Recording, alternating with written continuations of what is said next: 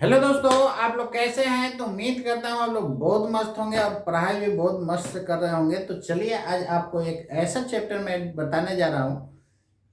ये काफी interesting chapter है फिजिक्स का और बहुत मजा आता है, लेकिन यदि आप इसको ढंग से नहीं पढ़िएगा ना तो बहुत बोरिंग फील होगा। तो ये बहुत इंटरेस्टिंग चैप्टर है।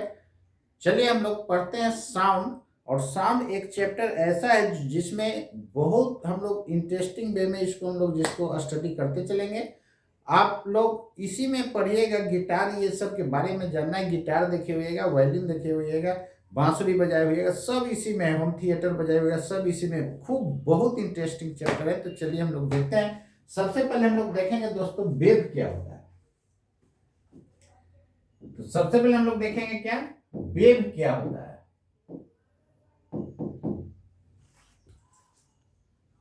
जैसे आप लोग इस तरह एक्सपेरिमेंट कर सकते हैं। जैसे क्या है कि आपके अगल बगल कहीं भी तालाब हो तो तालाब में देखते हैं पानी क्या डांस करते रहता है या रेस्ट में होता है।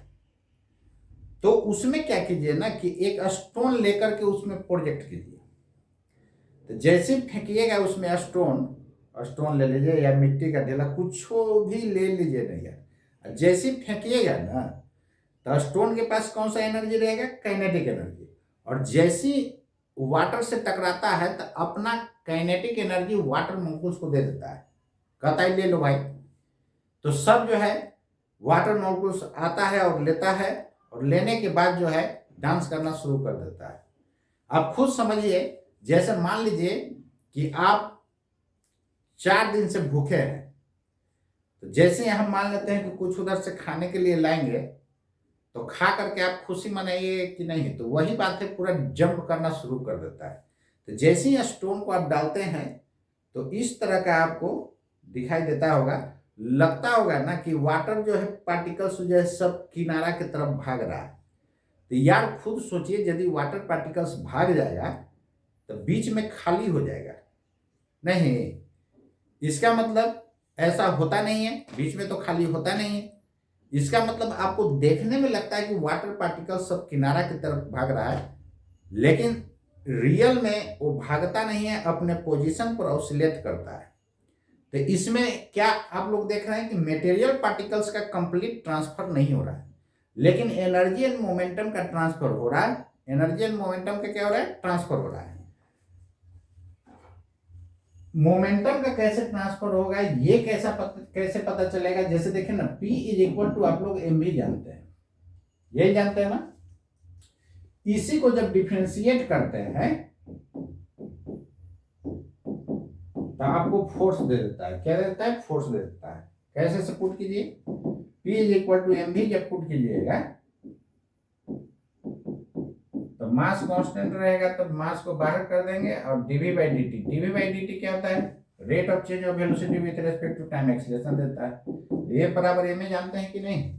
तो देखिए, तो rate of change of momentum जो होता है विथ रेस्पेक्ट टू टाइम क्या देता है? फोर्स देता है। ये आप लोग मैकेनिक्स में पढ़े होइएगा। और देखिए ये वेव जो पढ़ रहे हैं ना, आपको जब 12th का पार्ट पढ़िएगा ऑप्टिक्स, वहां पर आपको ये हो जाएगा। बहुत लोगों का ये दिमाग में होता है कि अरे 11th में तो एग्जाम फेल रहो चाहे पास करो कोई दिक्कत नहीं है। 12th के लोग दिमाग में लेके केवल चलते हैं और 11th वाला गोल कर लेते हैं, जिसके कारण जो है जब 11th गड़बड़ रहेगा ना तो आपको क्या उम्मीद करते हैं? 12th समझ में नहीं आएगा। इसलिए आप वेव को अच्छे से कर लीजिएगा, और आपको जब वेव ऑप्टिक्स पढ़िएगा ना तो वहां पर इसका यूज हो जाएगा। तो चलिए, rate of change of momentum क्या देता है? फोर्स देता है। तो जहां कहीं भी मोमेंटम चेंज हुआ, देखिए ना यहां पर F बराबर dp बाई क्या होता है? dt होता है। इसका क्या मतलब अभी लिखिएगा नहीं, ये केवल समझा रहा हूं। तो dt टाइम में आपको चेंज इन मोमेंटम dp हुआ, तो 1 सेकंड में कितना होगा दोस्तों? तो 1 सेकंड में आपका चेंज इन मोमेंटम हो जाएगा dp बाई dt, और 1 सेकंड में जितना चेंज इन मोमेंटम होता है वही फोर्स देता है। अब याद रखना है कि 1 सेकंड में, ऐसे मैकेनिक्स में आप लोग पढ़े होइएगा, लॉ ऑफ मोशन में ही तो 1 सेकंड में जितना चेंज होता है मोमेंटम, वही क्या देता है दोस्तों, फोर्स दे देता है। तो 1 सेकंड में जो चेंज इन मोमेंटम होगा दैट इज कॉल्ड फोर्स। तो जहां कहीं भी मोमेंटम चेंज होगा तो समझ जाइएगा कि फोर्स लगेगा। तो 1 सेकंड में जो चेंज इन मोमेंटम होता है उसी को हम लोग क्या बोलते हैं, फोर्स बोलते हैं। क्लियर है? तो आप लोग ऐसा ऑब्जर्व करते हुएगा प्रैक्टिकल लाइफ में। देखिए पूरे फिजिक्स को प्रैक्टिकल लाइफ से रिलेट करके चलिए, आपको कभी भी ये प्रॉब्लम क्रिएट नहीं करेगा। आप लोग ऐसा देखे हुएगा, जैसे बाढ़ जब आ जाता है तो नदी के किनारे देखते हुए बहुत फास्ट जो है आते हुए आपको वेव आता होगा, इस तरह करते हुए वाटर, और मिट्टी को कट कर देता है। तो बाढ़ के केस में जो है ये वेव जो है और क्लियर दिखेगा, हाई एम्पलीट्यूड का दिखेगा। तो मिट्टी को क्या कर देता है, कट कर देता है, टकराता है। देखते हैं बड़ा बड़ा बांध जो है काट देता है। तो मिट्टी को कट क्यों कर रहा है? इसका मतलब वहां पर फोर्स लग रहा है? नहीं, फोर्स लग रहा है क्यों? क्योंकि देखिए ये जो है स्पीड में था और जैसे ही टकराएगा किनारे से तो वो रेस्ट में आना चाहेगा। तो चेंज हुआ कि नहीं, मोमेंटम का चेंज हुआ। जब भी मोमेंटम चेंज हुआ तो समझ जाइए फोर्स लगेगा। जैसे देखिए ना, किसी को मारते हैं गाल में, तो गाल में मारिएगा तो इसका कौन सा है, अभी मोमेंटम है, और जैसे ही टकराएगा तो मोमेंटम क्या होगा, जीरो होगा। तो मोमेंटम चेंज हुआ। तो जब भी मोमेंटम चेंज होगा ना तो फोर्स लगेगा। क्लियर है? वही देखते हुएगा कि जब कोई क्रिकेट खेलता है तो बॉल को जब कैच करता है ना तो उसमें भी हाथ में चोट लगता है। मतलब कि बॉल का आप वेलोसिटी को जीरो कर रहा है। तो निश्चित रूप से मास इनटू वेलोसिटी क्या देता है, मोमेंटम देता है। तो मोमेंटम चेंज हुआ कि आपके हाथ पे फोर्स लगेगा। क्लियर है? तो यहां से आप क्या देखें कि जैसे ही स्टोन फेंके हैं तो स्टोन के पास क्या क्या है, मोमेंटम है प्लस काइनेटिक एनर्जी है, half M V square. Clear है ना? और मोमेंटम हो जाएगा एम भी। और जैसे ही वाटर मॉलिक्यूल्स देगा तो वो सब ले लेगा, और लेने के बाद अगले वाटर मॉलिक्यूल्स को क्या करते जाएगा, बढ़ाते जाएगा। क्लियर है? जैसे देखिए ना, मान लेते हैं कि 5 kg मेरे पास मिठाई है और आप 4 दिन से भूखे हुए हैं और लाइन में आप लगे हुए हैं, तो आगे वाला के 5 kg देंगे तो 5 kg खा जाएगा, नहीं खा पाएगा। वो क्या करेगा, पीछे वाला को बढ़ा देगा, फिर वो क्या करेगा, पीछे वाला को बढ़ा देगा। तो आगे वाला ज्यादा ना खा गया, तो ज्यादा खा गया तो खुशी भी उसको ज्यादा होगा, पूरा जोर से वो जंप करेगा। कहने का मतलब कि शुरू में जहां पर स्टोन गिरेगा ना वहां पर लार्ज एम्पलीट्यूड होता है। एम्पलीट्यूड क्या होता है, लार्ज एम्पलीट्यूड। कहते किसको हैं, जैसे आप झूला झूलते हैं तो जितना मैक्सिमम इधर जाइएगा ना यही एम्पलीट्यूड हो जाता है। इसको एंगुलर एम्पलीट्यूड बोलेंगे। एंगल के टर्म में इसलिए क्या बोलेंगे, एंगुलर एम्पलीट्यूड। और उतना ही इधर आप आइएगा, क्लियर, तो थीटा क्या हो जाएगा, एंगुलर एम्पलीट्यूड। वही जब ऐसा रहेगा, इस ब्लॉक को पुल करके छोड़ दीजिए तो ऐसे ऐसे ऑसिलेट करेगा। मीन पोजीशन से, मीन पोजीशन मतलब जहां पर नेट फोर्स जीरो होता है, मीन पोजीशन से जितना मैक्सिमम एक तरफ जाएगा वही एम्पलीट्यूड होता है। तो इसीलिए आप लोग देखते होइएगा कि जहां पर स्टोन गिरता है ना वहां पर हाई एम्पलीट्यूड होता है और उसके बाद घटते जाता है, क्योंकि उसको खाना ज्यादा मिल गया तो ज्यादा जंप करेगा और उसके बाद धीरे धीरे कमते जाता है। क्लियर है? लेकिन वाटर पार्टिकल्स का ट्रांसफर कंप्लीट नहीं होता है। तो ट्रांसफर किसका होता है, एनर्जी एंड मोमेंटम का। तब इसको हम लोग डिफाइन कैसे करेंगे, the process of transfer of energy and momentum without complete transfer of material particles is called wave. Clear है? हो गया क्लियर? अब यहां पर ध्यान दीजिएगा, जैसे स्टोन को हम फेंके तो इसके पास भी मोमेंटम और काइनेटिक एनर्जी है, तो ये भी ट्रांसफर हो रहा है one plus two other place. तो इसको वेव बोलेंगे कि नहीं, नहीं बोलेंगे, क्योंकि यहाँ पर पेन का ट्रांसफर हो जा रहा है। तो मटेरियल पार्टिकल का कंप्लीट ट्रांसफर नहीं होना चाहिए, लेकिन एनर्जी एंड मोमेंटम का कंप्लीट ट्रांसफर होना चाहिए। चलिए देखिए,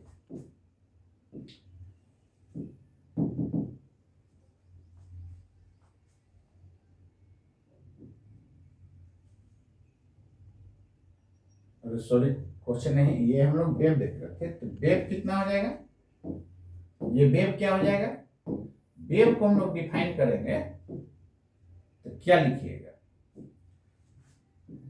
the process of transfer of the process of transfer of energy and momentum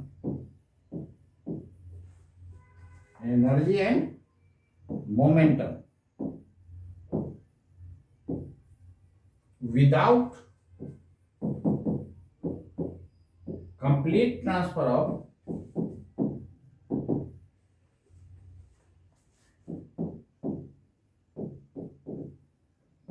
material particles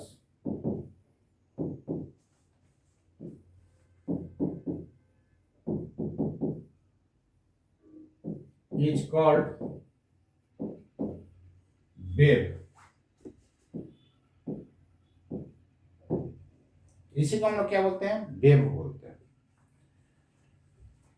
तो यहां पर ध्यान दीजिए, इधर क्या करता है, the process of transfer of energy and momentum without complete transfer of material particle. Material particles का ट्रांसफर नहीं होना चाहिए कंप्लीट, केवल मटेरियल पार्टिकल्स अपने पोजीशन पर क्या करता है, ऑसिलेट करता है। दोस्तों चलिए देखिए इसका एग्जांपल कुछ मैं देखता हूं।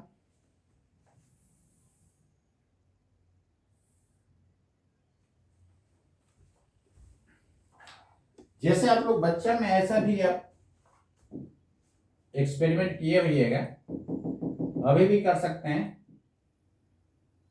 इस तरह का एक रस्सी ले लीजिए, स्ट्रिंग, यही देखिए छोटू ये क्या कर रहा है, ऑसिलेट कर रहा है। तो इधर से कोई आदमी देखेगा ना तो लगेगा कि स्ट्रिंग इधर भागते जा रहा है।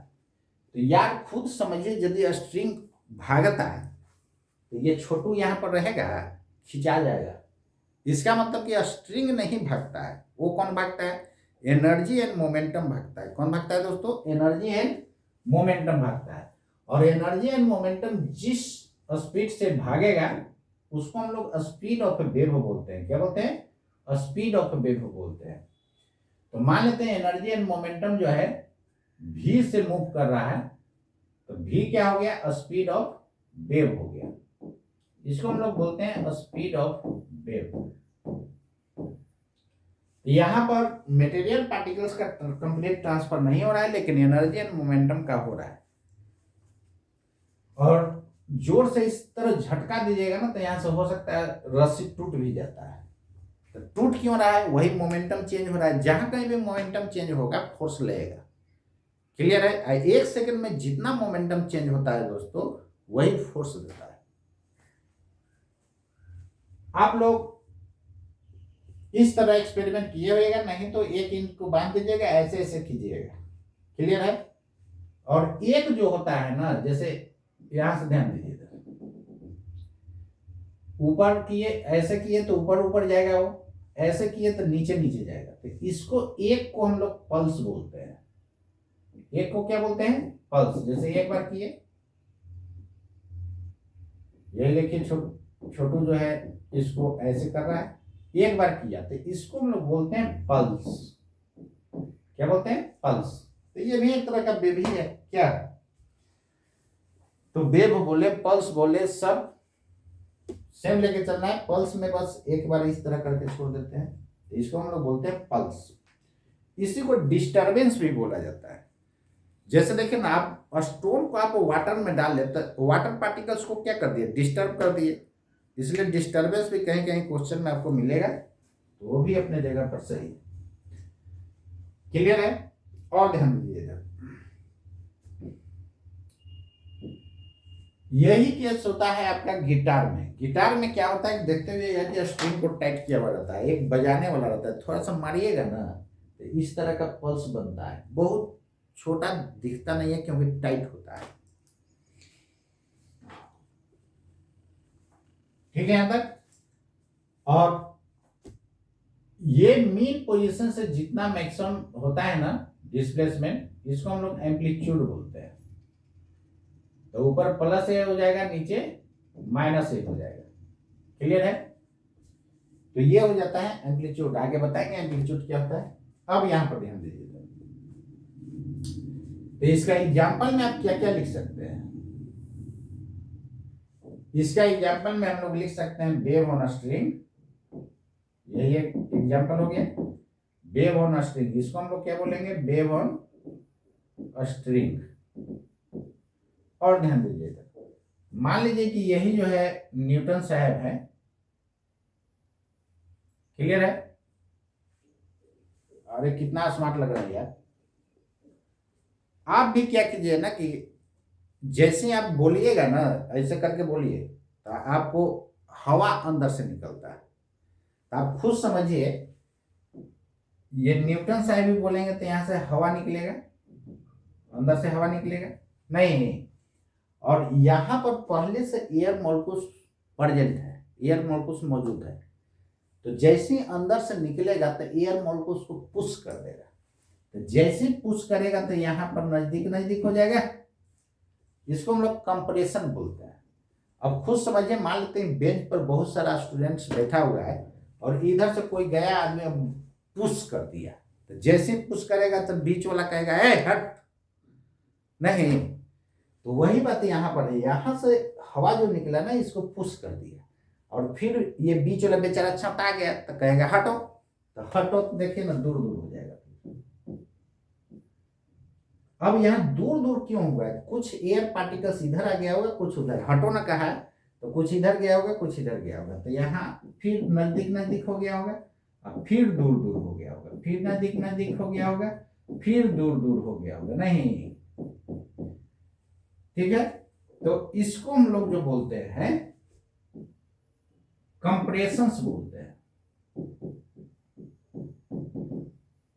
जिसको नाक कान मत बनाने लगिएगा। देखिए फिजिक्स में हम लोग ऐसा फिगर बनाते हैं ना कि देखने में भी सुंदर लगे और फास्ट बन भी जाए। देखिए तो कितना स्मार्ट लग रहा है, जल्दी बन भी गया। इसको कंप्रेशंस बोलते हैं। और ये क्या हो जाता है, रेयरफैक्शंस हो जाता है, रेयरफैक्शंस। क्लियर है। और ध्यान दीजिए, यहां पर ये न्यूटन साहब जब बोल रहे हैं तो नीचे जो एक छोटू होगा, इसके कान में जा रहा होगा आवाज की नहीं आ रही है, जा रहा होगा। यहां से भी कंप्रेशन रेयरफैक्शन हो रहा होगा, नहीं, और कान तक गया होगा। देखिए एक आदमी का ये कान है, नहीं चलेगा, कान है यार, इसको ईयर बोल। तो कान में जैसे ही जाएगा तो क्या होगा, वो सुन जाएगा। इसका मतलब यहां से चारों तरफ वेव जाएगा, इधर भी जा रहा होगा, इधर भी जा रहा होगा, नहीं तो चारों तरफ जो आदमी रहेगा सुनेगा। क्लियर है। इसको हम लोग बोलते हैं साउंड वेव। क्या बोलते हैं, साउंड वेव। तो वेव का example, wave on string, sound wave. Water पर भी वेव क्रिएट होता है। चलिए ये क्या होता है, एग्जांपल में लिख सकते हैं wave on water, wave on water surface, etc. बहुत है, कितना लिखिएगा। दोस्तों इसको आप जो है, क्या मैंने बताया एक बार फिर देख लीजिए। वेव किसको कहते हैं, तो वेव में मैंने बोला, एकदम एक्सपेरिमेंट करा दिया आपको मैंने, और उसको बारी बारी दिमाग में रखिएगा, ये पूरा साउंड आपका क्लियर रहेगा। और पूरे साउंड को हम लोग बहुत इंटरेस्टिंग, ऐसे फिजिक्स ही पूरा इंटरेस्टिंग है। पता नहीं लोगों को क्यों बोरिंग फील होता है यार। देखिए बोरिंग जैसा पढ़ाया जाएगा ना तो आपको बोरिंग फील होगा ही। ये 100% डिपेंड करता है पढ़ाने वाले पे। पढ़ाने वाले यदि आपको इंटरेस्टिंग बना देंगे ना, ये बहुत इंटरेस्टिंग सब्जेक्ट है, बहुत मजा आता है। लेकिन जो बेचारा नीट का तैयारी करता है, उससे पूछिएगा कि फिजिक्स कैसा है, तो उसको तो लगता है कि ये बहुत बड़ा पर्वत है। तो फिजिक्स से इंटरेस्ट लीजिए, मजा लीजिए, आपको भी खुश कर देगा। मजा लेते हुए पढ़िए फिजिक्स। वही इंजीनियरिंग वाला के भी देखिएगा तो फिजिक्स ही डुबाता है। मेडिकल वाला को भी डुबाने वाला फिजिक्स ही। इसलिए फिजिक्स के साथ लापरवाही मत कीजिए और हर हाल में इसको ग्रिप में कीजिए। तो सब कुछ पढ़ाने वाले पर डिपेंड करता है कि कैसे आपको पढ़ाया गया है। तो यदि आपके टीचर अच्छा से नहीं पढ़ा रहे हैं तो आप उनको बोलिए कि सर नहीं समझ में आ रहा है, थोड़ा बढ़िया से एक्सप्लेन कीजिए। जरूर एक्सप्लेन करेंगे आप, यार उनको पैसा दिए, आपको राइट है पूछने का। तो इसलिए देखते हैं क्या सब जगह कि बैच में 20% को ही समझ में आता है, 20% छोड़िए ना, 10% को समझ में आता है, बाकी जो है इसी तरह खिंचाते रहता है। ये फिजिक्स की बात बता रहा हूं। लेकिन मेरे क्लास में जो है सबको 90 to 95% लोगों को बुझाता है। 5% किसको नहीं बुझाता है? वही जो मजा लेके क्लास करता है, एक दिन आया 2 दिन गए, एक दिन आया 2 दिन गए। तो 5% सब बैच में रहता है, बिना उसके शुभ बैच नहीं बन पाता है। तो 5% रहेगा। तो मेजर स्टूडेंट्स को समझ में आना चाहिए, ये जरूरी है। ये डिपेंड करता है कि आप फिजिक्स को कैसे पढ़ रहे हैं और आपके पढ़ाने वाले कैसे हैं। टाइम टू टाइम हम पढ़ाने का ट्रिक्स भी बताते जाते हैं कैसे रेडी करना है। और हम पढ़ाते हैं फिजिक्स, लेकिन तीनों सब्जेक्ट कैसे रेडी करेंगे वो सारा चीज बताते जाते हैं टाइम टू टाइम। और निश्चित रूप से आपका रिजल्ट हर हाल में होगा। नीट में तो कुछ जाने ही नहीं है, नीट तो आसानी से हो जाएगा। थोड़ा सा मेहनत स्टूडेंट और कर देता है तो जो आईआईटी का स्टूडेंट होता है उसको आईआईटी निकल जाता है। बस पढ़ने का आपको तरीका सही होना चाहिए, ये मेन चीज होता है। चलिए आगे मैं बताता हूँ। The process of transfer of energy and momentum without complete transfer of material particles is called wave. Clear है? तो मटेरियल पार्टिकल्स का ट्रांसफर नहीं होना चाहिए, एनर्जी एंड मोमेंटम का ट्रांसफर होना चाहिए। क्लियर है? यहां पर भी देखिए, ये न्यूटन साहब जो है, और न्यूटन साहब के एग्जाम्पल लिए यार, ये आप भी हो सकते हैं, हम भी हो सकते हैं। बोल रहे हैं तो यहां से भी कंप्रेशन रिएक्शन हो रहा है। तो बोलिएगा सर दिखाई क्यों नहीं देता है? अरे भाई, एयर आपको दिखाई देता है कि ये कंप्रेशन रिएक्शन दिखाई देगा? नहीं दिखाई देगा। तो यहां पर ध्यान दीजिए, इधर ये न्यूटन साहब जो है जैसे बोल रहे हैं इधर भी जाएगा, इधर भी जाएगा, चारों तरफ जाएगा, यहां भी छोटा होगा, इधर भी सुनेगा, नहीं। तो इसमें क्या उम्मीद करते हैं? ये बोल रहे हैं तो एयर पार्टिकल्स भाग जा रहा है क्या? भाग जाएगा तो यार ये यहाँ खाली हो जाएगा, फिर साइक्लोन हो जाएगा, चक्रवात आ जाएगा। ऐसा होता नहीं है। हाँ, ये बात है, यदि यहां पर एयर नहीं होता तो किसी के कान के नजदीक भी जाके बोल देते हैं ना तो वो नहीं सुनता। जैसे मून पर क्या होता है कि वहां एटमॉस्फेयर नहीं है। क्यों एटमॉस्फेयर नहीं है वो ग्रेविटेशन में बताया गया होगा कि क्यों एटमॉस्फेयर नहीं है। तो वहां पर एटमॉस्फेयर नहीं होता है, उस किसी के कान के नजदीक भी चिल्ला के बोलिएगा ना हुआ करके, तो फिर भी वो नहीं सुनेगा, क्योंकि वहां एयर पार्टिकल्स नहीं है। तो साउंड वेव के लिए कोई ना कोई मीडियम होना जरूरी होता है। क्लियर है? तो चलिए, wave on string, wave on water surface.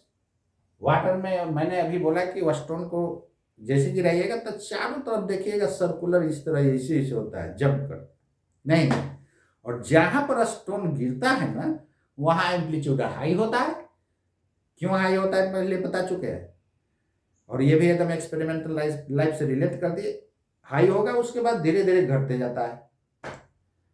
खुद समझिए 5 केजी मिठाई रहेगा, 4 दिन से आप भूखे हुए रहिएगा, लाइन में लोग लगा हुआ है, तो सबसे पहले जो आगे खड़ा है उसको देखें तो मारेगा, धाए धाए धाए धाए, पूरा जो है 2 केजी खा जाएगा, 5 केजी तो नहीं खाएगा। अब जैसे ही उससे बचेगा तो पीछे वाला के ट्रांसफर कर देगा। तब बताइए, इसका पेट तो एकदम ढकर गया होगा, तो जाहिर बात है ये पूरा एकदम जंप करेगा खुशी।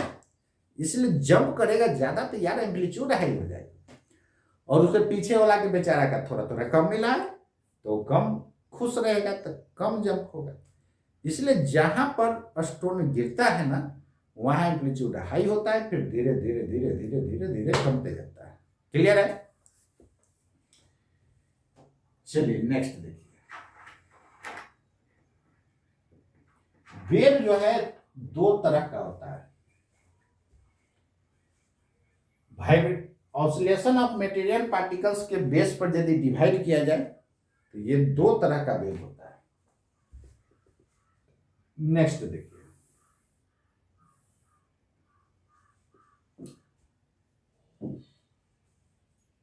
Classification of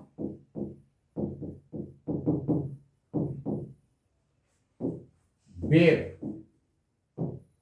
on the basis of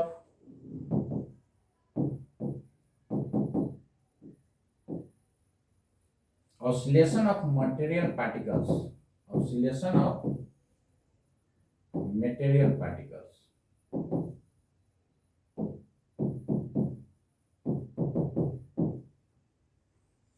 समझ गए? तो कहता है कि मटेरियल पार्टिकल्स के ऑसिलेशन के आधार पर इसको दो पार्ट में हम लोग डिवाइड करते हैं। फर्स्ट में होता है ट्रांसवर्स वेव या लॉन्गिट्यूडिनल ले लीजिए, लॉन्गिट्यूडिनल वेव, और सेकंड में होता है ट्रांसवर्स वेव।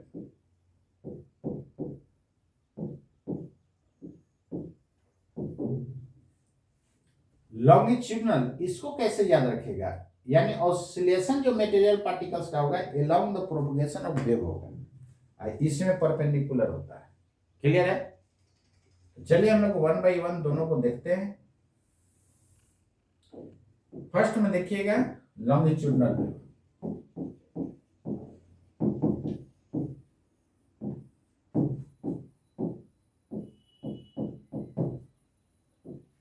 इसको हम लोग कैसे लिखेंगे? The wave in which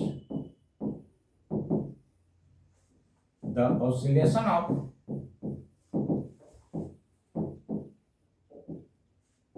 material particles, या केवल पार्टिकल्स लिखे, particles take place,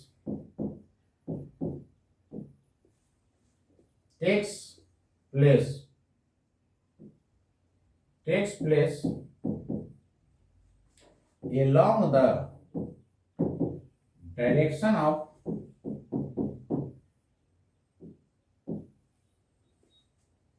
propagation of wave।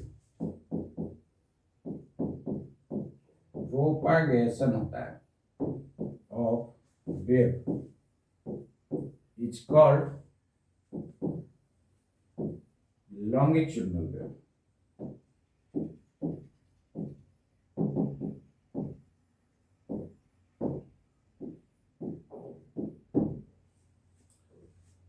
कहता है कि ऐसा वेव जिसमें जो होता है ऑसिलेशन ऑफ मटेरियल पार्टिकल्स जो होगा takes place along the direction of propagation of wave. जिधर वेव का प्रोपगेशन होगा ना, प्रोपगेशन का मतलब होता है आगे बढ़ना, मूव करना। वेव जिधर प्रोपगेट करेगा, आगे बढ़ेगा, उसके डायरेक्शन के अलोंग मटेरियल पार्टिकल्स का ऑसिलेशन यदि होगा तो वो कौन सा वेव होगा? लॉन्गिट्यूडिनल होगा। क्लियर है? लिख लिए? चलिए देखिए इधर, जैसे में साउंड वेव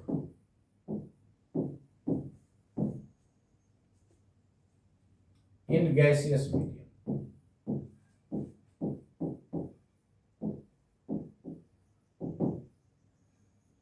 यहां पर ध्यान दीजिए। अभी मैंने न्यूटन साहब का फिगर बनाया था, चलेगा? जैसे ही ये बोलेगा तो अंदर से हवा निकलेगा, यहाँ पर एयर मॉलिक्यूल्स को क्या कर देगा? कंप्रेस कर देगा। और फिर बोलेगा हटो, अभी जस्ट मैंने बताया था, दूर दूर हो गया, फिर नजदीक नजदीक होगा, फिर दूर दूर होगा, फिर नजदीक नजदीक होगा, इसी तरह आगे बढ़ते जाएगा। इसमें देखिए ये कंप्रेस हुआ, जैसे बेंच पर पूरा स्टूडेंट बैठा हुआ है, भरा हुआ है, और इधर से कोई आदमी आया पुश कर दिया, तो जो बेचारा बीच में होगा चटा न जाएगा, कहेगा ए हटो, फिर उधर से फिर पुश करेगा तो फिर कहेगा हटो, तो कंप्रेस होगा फैलेगा, कंप्रेस होगा फैलेगा, कंप्रेस होगा फैलेगा। तो यहां पर देखिए ये एयर पार्टिकल्स जो है इस तरह ऑसिलेट कर रहा होगा, कंप्रेस होगा, फैल रहा होगा, और वेव का प्रोपगेशन का डायरेक्शन इधर होगा। तब ना ये छोटू जो है सुन रहा है, उसके कान तक गया होगा। तो ये हो गया direction of propagation of wave, propagation of wave. और ये हो गया direction of oscillation of material particles.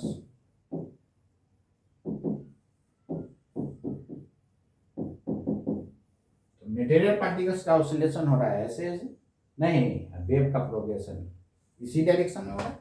तो जिस डायरेक्शन में वेव का प्रोपगेशन होगा उसी डायरेक्शन में यदि मटेरियल पार्टिकल्स का ऑसिलेशन होगा तो उसको हम लोग बोलते हैं लॉन्गिट्यूडिनल वेव।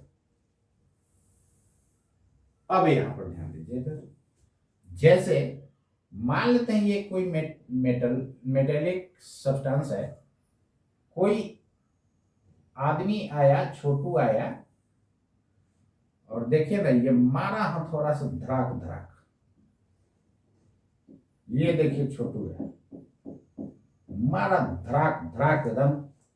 तो जैसे मारेगा तो यहां पर एटम्स जो हो जाएगा नजदीक नजदीक आ जाएगा, फिर कहेगा हटो, फिर नजदीक नजदीक आएगा, फिर कहेगा हटो, फिर नजदीक नजदीक आएगा। तो इसमें भी देखिए लॉन्गिट्यूडिनल इसी तरह का हो गया, लॉन्गिट्यूडिनल हो गया, direction of propagation of wave इधर हो गया, और ऑसिलेशन टू एंड फ्रो मतलब आगे पीछे ऐसे ऐसे। टू एंड फ्रो जो होता है फेज होता है दोस्तों, टू एंड फ्रो इसका मतलब होता है आगे पीछे, आगे पीछे। तो आगे पीछे हो गया नहीं, तो टू एंड फ्रो का मतलब क्या होता है आगे पीछे। हिंदी आप लोग लिख लीजिएगा, ठीक है। मेरा हिंदी जो है सब भूल गए हैं तो हम लिख देंगे, सही गलत आप लोग कर लीजिएगा, पीछे तो इसी तरह लिखा था। क्लियर है? तो बोल देंगे, आप लिख लीजिएगा, और धीरे धीरे जो है ना अपना कोशिश कीजिएगा हिंदी को छोड़ते जाना है, क्योंकि बिना इंग्लिश के आगे काम चलेगा नहीं। इंजीनियरिंग कॉलेज में जाइए, मेडिकल कॉलेज में, हिंदी में थोड़े ना कोई टीचर पढ़ाएगा यार, सब इंग्लिश में होता है। तो हम बोल देंगे हिंदी आगे पीछे होता है, पीछे ठीक तो लिखा हुआ है, ऐसे ना होता है कि ऐसे होता है, इसी तरह तो होता है पीछे। अब इतना भी कमजोर नहीं है। क्लियर है? तो एकक वर्ड इंग्लिश का मतलब समझ जाएगा, सारा आपका क्लियर होते जाएगा। तो बस इतना ही याद रखना है कि यदि मटेरियल पार्टिकल्स का ऑसिलेशन दोस्तों along the propagation of wave होता है तो वो हो जाएगा लॉन्गिट्यूडिनल, या परपेंडिकुलर होगा तो ट्रांसवर्स हो जाएगा। कैसे से देखिए, ईटीसी बहुत सारे एग्जांपल है। नेक्स्ट देखिए transverse,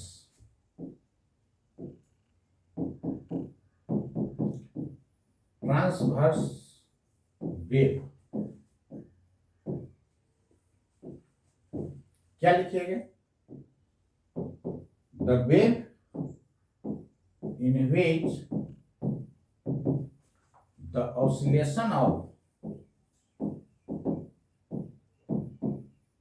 material particles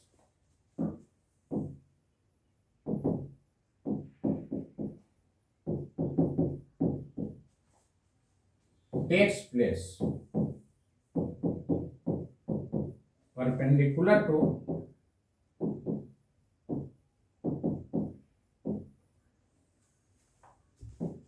the direction of propagation of wave, the direction of propagation of wave।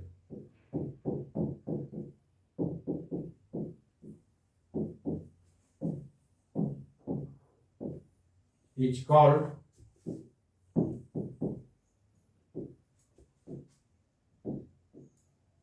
transverse wave.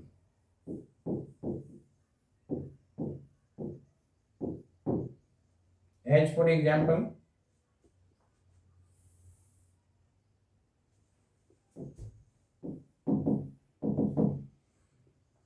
wave on a string,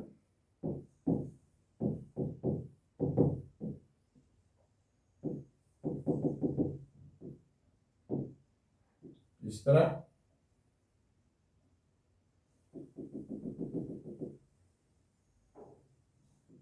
यही छोटू जो है यहाँ पर इस तरह ऑसिलेट कर रहा है। क्लियर है ना? तो देखिए ना, डायरेक्शन ऑफ प्रोपगेशन ऐसा हो गया और मटेरियल पार्टिकल्स का ऑसिलेशन ऊपर नीचे हो रहा है ऐसे ऐसे नहीं। तो वेव का प्रोपगेशन इधर, मटेरियल पार्टिकल्स का ऑसिलेशन ऐसे। देखिए तो टी बन रहा है, बन गया ना टी, इसलिए टी फॉर ट्रांसवर्स याद रखना है। तो यहाँ पर मटेरियल पार्टिकल्स का ऑसिलेशन कैसा हो रहा है? परपेंडिकुलर हो रहा है। देखिए 90 बन रहा है, टी बन गया। तो ये हो गया direction of propagation of wave.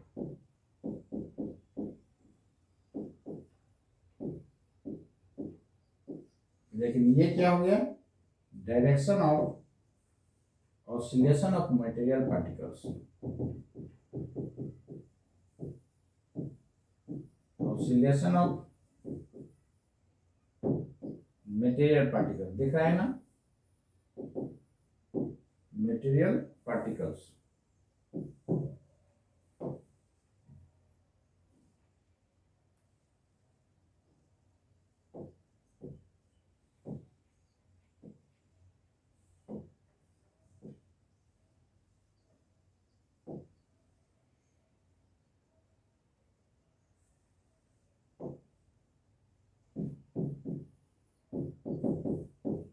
ठीक है।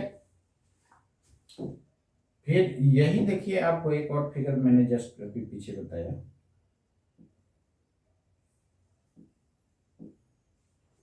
इसको यदि मारने का तरीका यदि ऐसा हो जाए ना, ये हैमर है, देखिए ये छोटुआ जो है ना, ये मार रहा है इसको। तो जैसे ही ये मारेगा तो ऐसा बन जाएगा, नहीं ऐसा बनेगा तो क्या होगा? इस तरह का दिख रहा है, तो ये ट्रांसवर्स नेचर हो जाएगा। कैसा नेचर हो जाएगा? ट्रांसवर्स। ईटीसी बहुत है। तो अभी एक ही बात याद रखना है कि जब मटेरियल पार्टिकल्स का ऑसिलेशन परपेंडिकुलर होगा वेव के प्रोपगेशन का, तो उसको ट्रांसवर्स बोलेंगे। जब एलॉन्ग होगा तो longitudinal. Along, L for along याद रखिएगा। क्लियर है? लॉन्गिट्यूडनल। क्लियर है ना? वेव किसको कहते हैं?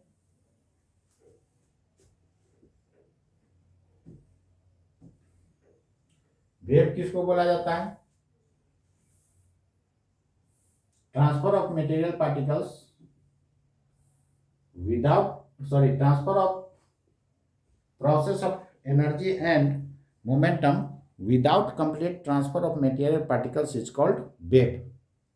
क्लियर है? जैसे वेव ऑन अ स्ट्रिंग हो गया और sound wave in air, wave on water surface. Material particles के ऑसिलेशन के आधार पर वेव दो तरह का होता है, लॉन्गिट्यूडनल ट्रांसफर। टी में देखिए 90 बन रहा है यहाँ पर, तो परपेंडिकुलर ऑसिलेट करेगा। एल फॉर एलॉन्ग याद रखना है। सब माइंड में सेट हो गया कि नहीं? तो फिजिक्स काफी आसान सब्जेक्ट है, बस पढ़ने का आपको जरूरत है। अच्छा से पढ़िएगा तो आपको ये बहुत आसान सब्जेक्ट है। देख लिए, ठीक है? टू एंड फ्रो का मतलब होता है आगे पीछे। ठीक है? ट्रांसवर्स वेव किसको कहते हैं?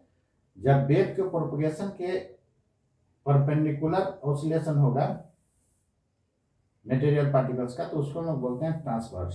दिखा दिया हूं। क्लियर है? ये फिगर बना लिए हुएगा।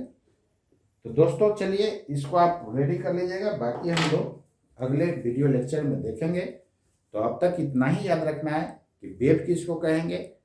एनर्जी एंड मोमेंटम का तो ट्रांसफर होगा, लेकिन मटेरियल पार्टिकल्स का कंप्लीट ट्रांसफर नहीं होगा। वेव को हम लोग दो पार्ट में डिवाइड किए, ट्रांसवर्स, लॉन्गिट्यूडनल। लॉन्गिट्यूडनल वेव में जिधर वेव का प्रोपगेशन होगा उसी के अलोंग क्या होगा, ऑसिलेशन होगा, और जिधर वेव जाएगा उसके परपेंडिकुलर यदि हुआ तो वो ट्रांसवर्स नेचर का हो जाता है। तो ठीक है दोस्तों, आज के लिए इतना ही, और आप लोग मेरे चैनल को लाइक शेयर सब्सक्राइब कीजिए, जितना आपके पास दोस्त है सबको शेयर कीजिए ताकि सबको बेनिफिट हो।